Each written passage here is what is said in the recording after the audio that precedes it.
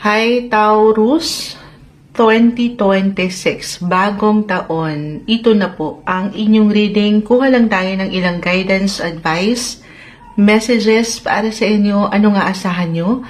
Anong parating? Anong ganap? Anong mensaheng gabay ang ating ipaparating sa inyo gamit ang tarot, guys? Taurus, kamusta kayo? Yes po, yearly to ha.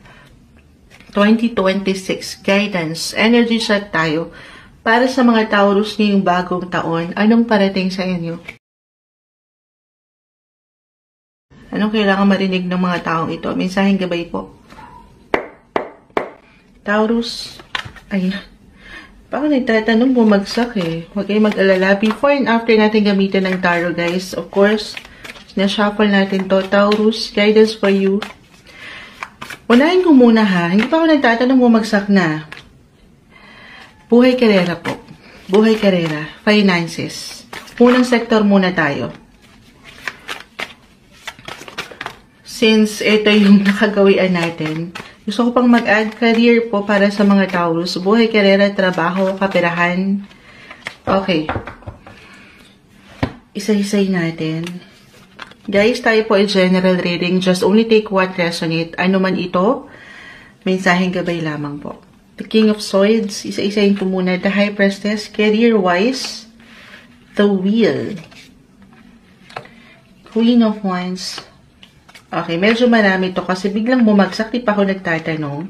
Hindi natin pipigilan. Taurus.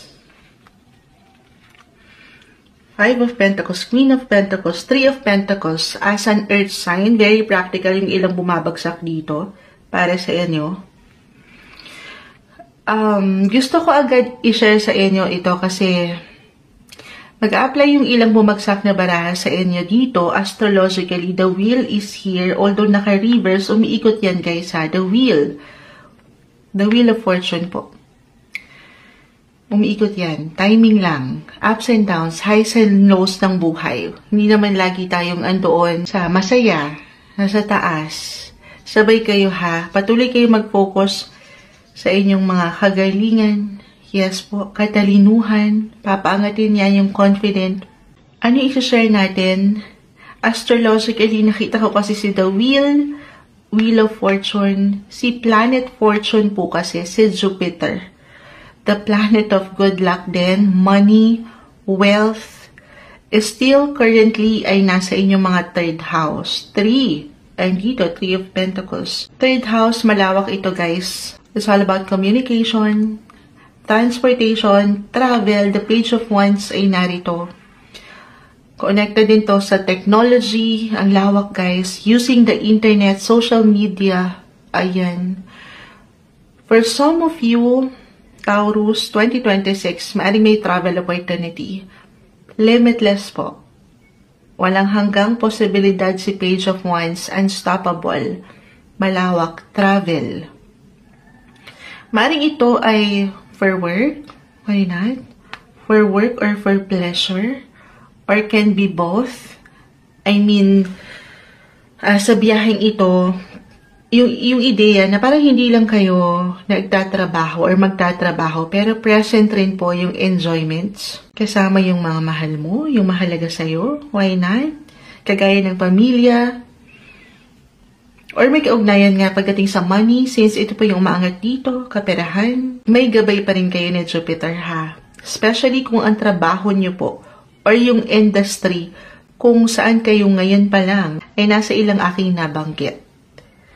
Again, communication, transportation, travel, technology. Okay, and speaking of Jupiter, guys, na-mention ko na rin eh. Ituloy na rin po natin ito. Astrologically pa rin tayo. Reminder na lang muna, kung meron man akong nababanggit na ilang planets, yung ilang info pagdating sa astrology, houses, placements, signs, kagaya ng aking na-mention po, huwag mo na po itong, kumbaga, laliman or pakaintindihin.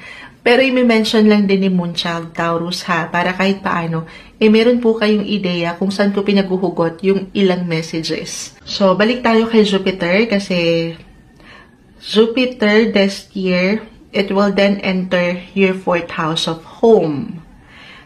Yes po, and family, second half actually of 2026.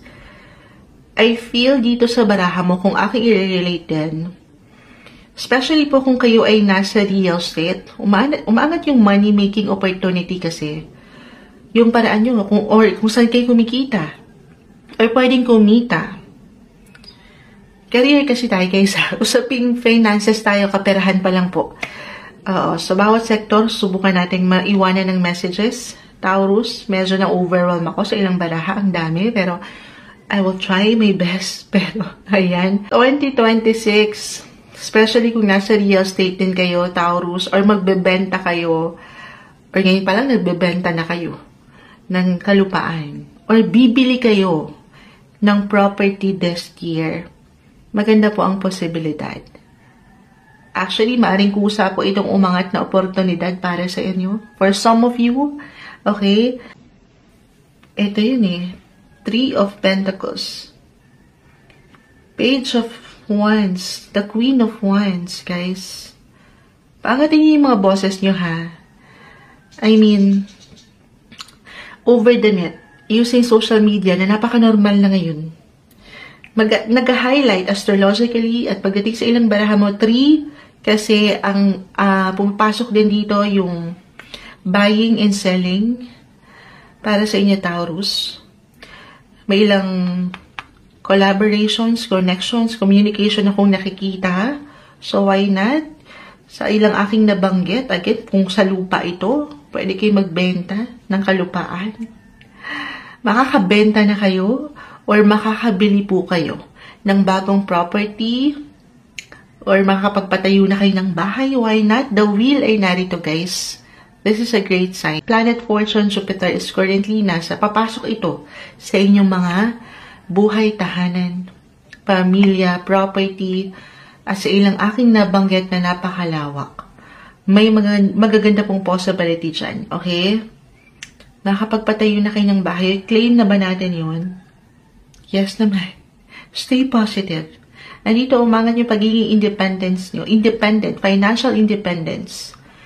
The Queen of Pentacles. Patuloy pong umangat yung kagalingan nyo pagdating sa kaperahan. Hindi nyo pa man yan ma-realize. Naturally kasi yung placement nyo is in the second house of money, wealth. Hindi kayo mawawalan, guys. Alam ko matamis yun. Pero stay positive lang po. Why not? Na-mention ko kanina about transportation, technology, 3. Kung kayo nasa travel industry naman, or agency, ticketing office, ganun yung nakukuha ko, guys. O di kaya, pagdating sa mga sasakyan, transportasyon, napakalawak nito. Sabi ko nga, kahit pare-pareho kayo ng sign, as a Taurus, magkakaiba po ang bawat isa. Okay? Pero sa ilang aking nabanggit, just only take what resonate, may something luck po dyan. Or may magandang posibilidad para sa inyo. Okay?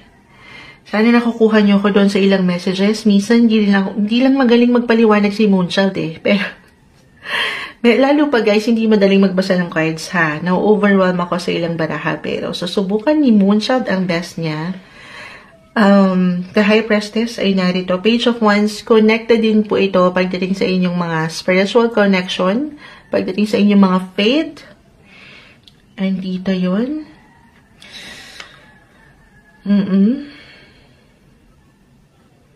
Why I'm getting a message dito na ang ganda. Ano naman yung maganda? Okay. Maganda. Lalo pa kung kayo nandito rin sa part ng, for some of you, why I'm getting a message na nandito sa spiritual path right now. Or pagdating sa inyong mga religion ha, maging ano pa man po ang inyong faith, or konektado ba ito kung saan kayo kumikita, may maganda pong possibility. Okay. Biglang napapost ako doon. Nakita ko kasi si The High Priestess. Ang lalim niyan.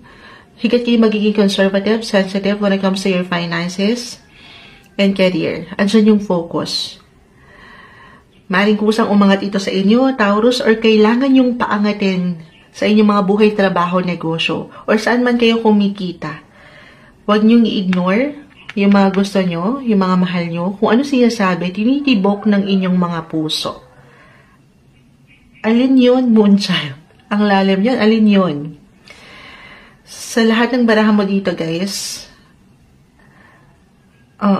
maangat dito, guys, yung natural yung kakayanan. Kailangan nyo mapaangat dito yung paraan nyo to connect, communicate, communication skills nyo, Taurus. May tendency, hindi ko nilalahat kasi yung mga Taurus may pagka-reserve or very practical yung approach. Kung saan kayo nasanay na, parang ganon, doon na kayo eh. Nandito kayo sa mga comfort zone nyo, doon kayo palagay. Pero malawak yung posibilidad ngayong taon, Taurus. Sundin mo yung sinasabi rin ng iyong puso, yung passion mo. Huwag mong pagdududahan ng kakayanan. Huwag kang mahiya. Yes, guys, your voice is going to be your superpower this year. Sana pahintulutan mo raw ito, Taurus. Be expressive. Be open. Speak your mind. Parang ganon. Sa paraan na napapaangat mo yung tiwala na meron ka sa sarili mo. Nang napapanatili mo, of course, yung balance. Okay? Sabi kasi ni Moonchild eto na. Gagalingan ko na. Balance pa rin nang walang pagkasobra or pagkakulang. Okay? Kasi may tendency po talaga na umangat ito sa inyong mga sarili, yung boses na meron kayo. Yung pagiging higit nyong totoo, na ang ganda. Pero yes, sabi nga nila, no, words can inspire. Words can inspire. But it can also break a heart, guys. Totoo yun. The King of Swords. Minsan, ito yung sobrang makatotohanan. Pero take it easy. Balance pa rin is the key. Paangatin yung pagiging sensitive or yung sensitivity. Okay? Sabi nga nung saying, meron tayong saying dyan eh. Oo, isa-share lang yan. Ano yung saying na yan? The tongue has no bones, but it is strong enough to break a heart, Taurus. So, still, syempre pa, choose your words wisely or carefully. Gaano man kataas yung inyong mga energy minsan or yung enerhiya nyo to tell your truth. Communication ang umangat talaga din dito, guys. Yung pagpapahayag nyo, yung confident, positive. Pero, meron akong ilang pabigla-bigla. Minsan, baka maging reckless kayo or impulsive sa bawat decision actions. Kahit sa simpleng opinion, komento, kalmahan ng mga sarili. Yes, andyan yung power nyo, aking ulitin, pero maaaring yan din yung pwedeng magpabagsak sa inyo. Okay? Alam ko, diretso. Other messages, meron pa ba? Yun pa rin no? Maaaring umangat ito ng kusa again, ang inyong mga boses. Three of Pentacles, Queen of Pentacles, the Sun, very positive, guys. Kung ilan sa inyo na boses na talaga ang puhunan, ngayon pa lang, dito na ako nag-focus sa mga boses nyo, guys, kasi sobrang mag-a-apply ito. Again, inuna ko na astrologically, nag-highlight pa rin, Taurus, ang inyong mga third house of communication, connection. Okay? So, kung para sa ilan sa inyo naman, na humihingi ng sign at nagbabalak na po na maging isang influencer. Sabi ko, may ilang collabs dito. Collaboration ba to? Influencer, content creator, or mag-affiliate na kayo. Why not? Ito na yun. Yes, guys. Huwag niyo pagdudahan ng inyong mga kakayanan, ha? Actually, this is the best year na maggamit mo ang iyong boses. Ito na yun. Dahil higit kang hindi mo pa man ito mapuna agad po or ma-realize, pero higit kayong mapapakinggan, higit kayong mapupuna yung mga energy nyo dito. Sa anumang paraan mo yan, Taurus, ha? Hindi sa, baka ma-pressure ka naman kay Moonchild or sa ilang messages. Pero magandang possibility po na naghihintay sa'yo sa aking ilang nabanggit. Gaano man parang minsan ay taliwas ito doon sa nakikita mo or inaasahan mo. Okay, patuloy ka lang na magtiwala sa iyong sarili, Taurus. Tiwala saan mo siya sa sarili, sa proseso. At syempre pa sa kanya, andito na lahat guys. Physically, mentally, financially, even spiritually. Alam ko, career itong unang nakuha natin, kaperahan. Pero samahan ng patuloy na dasal. Ayan ha, ang inyong mga tinatahak po. Pagdating sa inyong mga buhay, karera o kaperahan, Taurus. Ay, napagod. Sige, alam nyo, ang haba nung nasa career pa lang tayo, medyo ang daming pinarating ng baraha. Sige po ha, wait lang. Mag-water lang tayo. Live na live tayo bago ang lahat sa TikTok. Babalikan ko if ever may nagko-comment. Okay, ayan. Tayo po ay nagbabalik. Urong lang natin. Napaka-imbalance si Moonchild.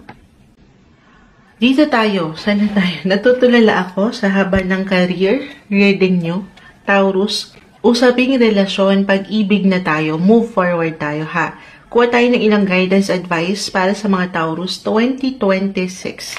Anong aasahan nyo? Anong parating sa inyong mga love life? Guidance message? Taurus 2026. Anong kailangan marinig ng mga taong ito? Sandali.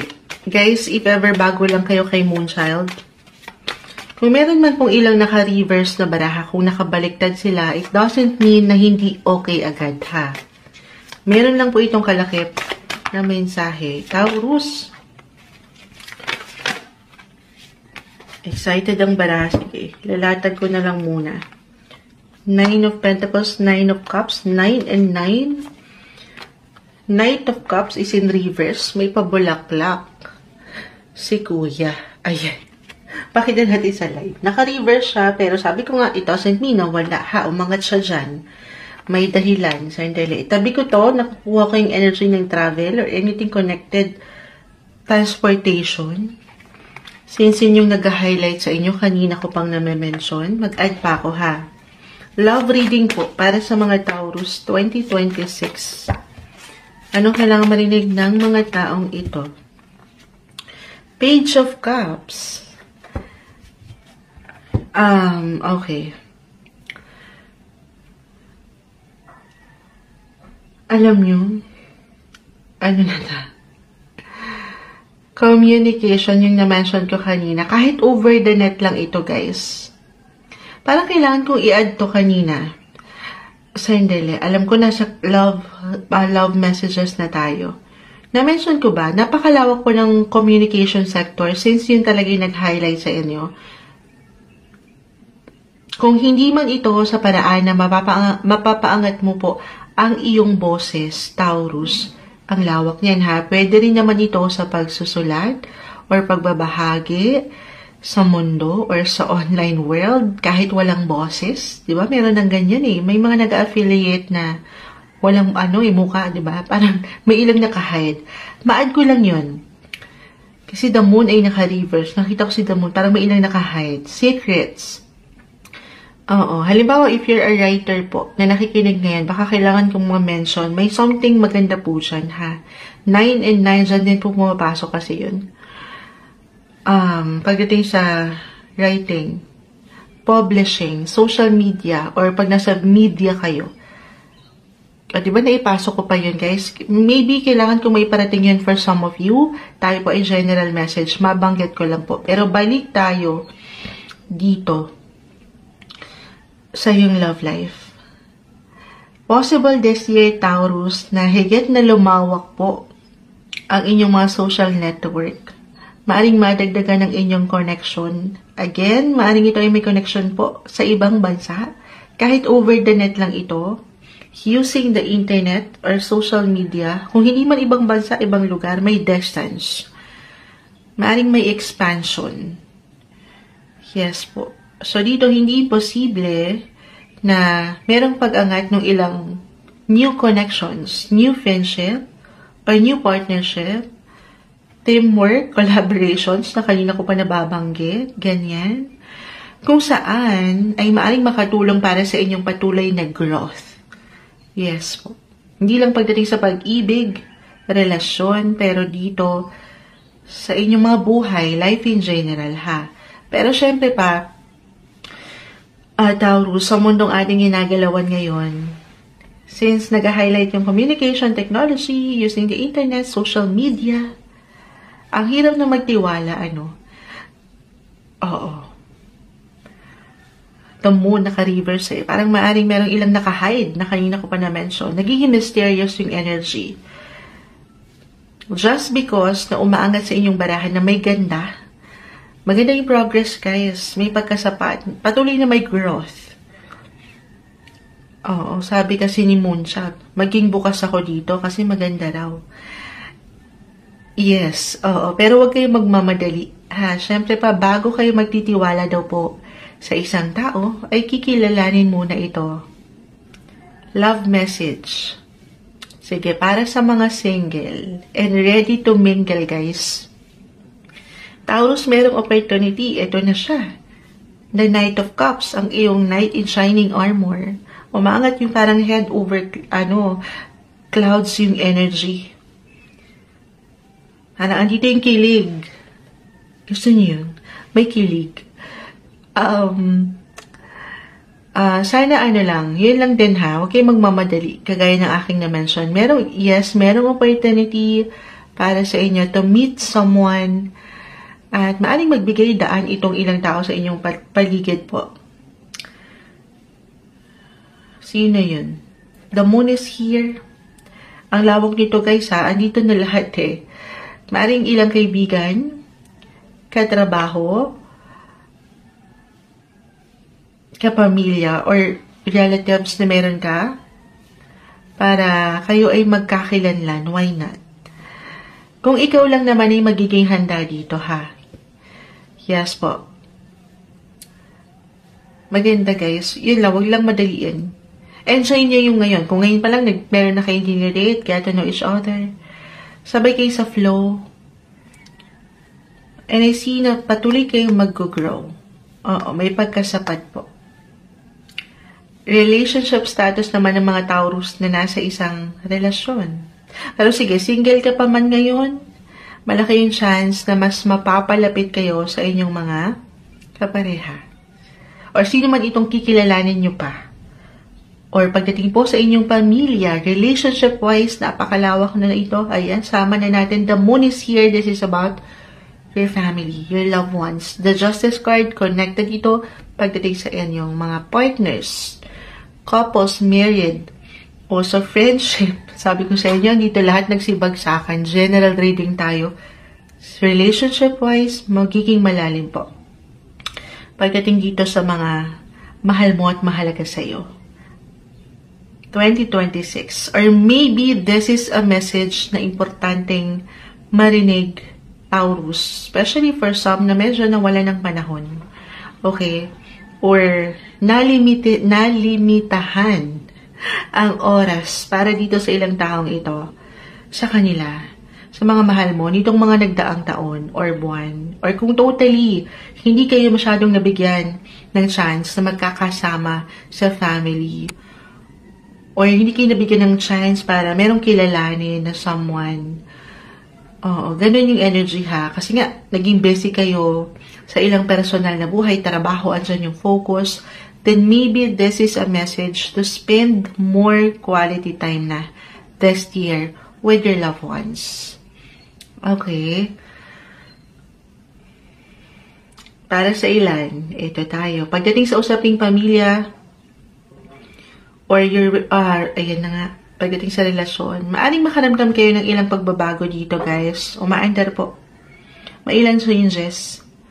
Sa mas practical, kung ito ay pagdating sa inyong physical home, maaring meron kayong bigyang, maaring this year at one point, meron kayong bibigyan ng higit na tuon.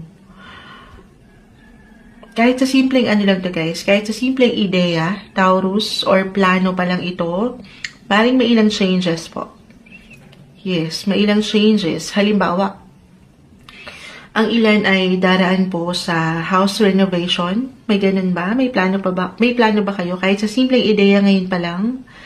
Or bibili kayo ng bagong bahay na? The moon, nag-highlight po ang family home, yung comfort, yung security, na kanina pa bumabagsak din sa career mo rin. Practicality, ayan. Kahit sa simpleng ano lang to ha, hindi kailangan mag-apply yun agad. Kahit sa simpleng paraan nyo, gaya ng paglilipat ng ilang bagay or gamit sa inyong tahanan, or di kaya ipagbili ng mga bagong kasangkapan, yung ganon. Parang you're out with the old na, yung ilang gamit, at in with the new. Gusto nyo parang something new naman. Okay. So, lahat ng ito, syempre pa, ay para higit na doon sa na-mention ko, security, stability, and comfort ng pamilya na gusto nyong maramdaman at makita na ang ganda. Okay. Pagkasapat, this is about your hopes, your wishes, 9 of Cups, contentment, happiness, yung growth. Hindi ako makarelate, Moonshot. Oo, kasi next year pa to, guys. By the time na napapanood nyo to, or binibigyan natin ng rating, 2020, ano pa lang kasi? 2025 pa lang. Pero alternatively, kung hindi talaga mag-apply pa rin, Moonshot, wala. Hindi para sa akin na yan. Para sa ilan sa inyo, Taurus, na dumaan o dumaan sa ilang drama-rama, tension, conflict sa pamilya, meron ba? Or personal relationship, nitong mga nakalipas na buwan, ayan. Claim na ba natin ito? 2026 Taurus. Hindi imposible, walang tamis to, ha? Hindi imposible na may pag-angat po ng reconciliation. I feel na matatapos na yan. Masesettle nyo. Maayos na. Kasi umaangat, dito pa lang kasi tinapos na tayo ang pagkasapat. Kahit pa sa inyong mga simpleng pakiramdam lamang ito, Taurus, may pag-aayos. May emotional healing akong nakikita. Emotional healing ang siyang naghihintay para sa inyo ngayong New Year. Okay, deserve nyo yan. Yung merong peace of mind, may pagkakalma, may pagtanggap, pagpapatawad. Ito yung umaangat. Para sa inyo, move forward tayo, guys. Pagdating po sa inyong mga health sector, usaping kalusugan, Taurus, reminder lamang po na hindi isang medical advisor si Moonchild. Simpleng card reader lang po tayo, ha? Kukuha lang tayo ng ilang gabay, guidance na kailangan yung marinig when it comes to your health. Taurus 2026, ano kailangan marinig ng mga taong ito? Message po. Pagdating sa kanilang kalusugan, sa mga Taurus, tatalon pa. Okay. Taurus. Okay. Sige, mag-add pa ako. Taurus. Ang dami nito. Kunin ko pa yung pinaka-advice lang. 3 of Cups. Ace of Swords. Sige, ayan na. Isa-isayin natin, ha? So, very important. Siyempre pa, unahin ko na to. The lesson. Always, ito lagi kong nababanggit sa inyo kasi totoo naman. Kayong higit na makapagsasabi. Very important to lesson sa inyong mga katawan. Stay grounded, Taurus, at i-maintain nyo yung connection. Maintain a connection to your physical body. Stay grounded. Of course, sa part na to, papakiramdaman mabuti, huwag babaliwalain, higit na magiging maaring malakas po ang inyong mga pakiramdam. Kaya lang minsan kasi baka may tendency na binabaliwala ito ng ilan or babaliwalain. Parang nagiging practical yung approach. Pero pakiramdaman nyo yan, ha. Higit na magiging malakas yung inyong mga pakiramdam. Physically, mentally, emotionally. Actually, maaring umangat ang inyong mga pagiging psychic dito. The 8 of Swords, the Ace of Wands, Ace of Swords. Paano kayo mag-isip? Ano kayo makiramdam? Yes po, huwag niyong baliwalain. Hindi lang yung sinasabi ng inyong mga katawan, ha? Pero pakinggan nyo rin yung inyong mga intuition. Hindi kayo magkakamali, Taurus, pero lagi mong papakinggan kung anong sinasabi ng inyong puso. 8 and 8, may pagkamalalim ito. umiwas kayo sa ilang stress, the Three of Cups, sa ilang connection, na alam nyo hindi yung nakakapag-ambag, hindi makakapag-ambag ng enerhiya sa inyo, kundi ay maiwanan lang kayo ng ilang drama. Oo, meron ako nakikitang pag-iwas, pagtalikod sa ilang, alam nyo, hindi makatutulong ha. Alam nyo to sa mga sarili nyo. It could be connected sa ilang friends, social circle na meron kayo, na hindi healthy na. Okay. Of course, alam ko, may umangat na ilang person dito, pero health ito, maaaring hindi makatulong for you, para maging healthy. Okay, so listen to your intuition. Alam niyo na to kung sino iiwasan. At tatalikuran na. Ilang connections. Mapa-friends man, social network, workmates, teammates, or kapareha. Para sa ilan na nahirap ang mag-move on. Or nasa healing process pa. Hindi nyo rin naman kailangan madaliin. Okay? Pero Moonchild, wala akong option. Lagi ko silang nakikita. Araw-araw ko silang nakakasalamuha. Kung walang option, you have to be positive na lang. I mean, bigyan na lang din ng limita ang sarili kung paano kayo mag-approach sa mga taong ito sa mas practical. Ano pa rin yung respeto? Syempre pa, civil yung energy ng walang pagkakulang or pagkasobra. Pero huwag kayong magpapa-apekto doon sa ilang wala namang walang ambag, parang ganon. Iwas kayo sa ilang stress, guys, ha? Yun yung nakukuha ko dito. Or sa ilang minsan pressure sa inyong mga isipan. Pahinga rin po pag may time. Lack of energy ang nakikita ko rito. Pakinggan lagi. Ang sinasabi ng katawan, kaya ako na-mention, stay happy. Stay happy. Stay optimistic. Minsan wala tayong higit ng kalaban po kung paano kayo mag-isip. Baka maapektuhan yung kalusugan nyo sa part na yan. Alam ko madaling sabihin, pero you have to stop overthinking, Taurus. Meron akong nakikitang ganon. Stay happy ha, and healthy. Siyempre naman, ito yung umaangat na guidance, advice na marahil kailangan yung marinig. 2026 para sa inyo, Taurus.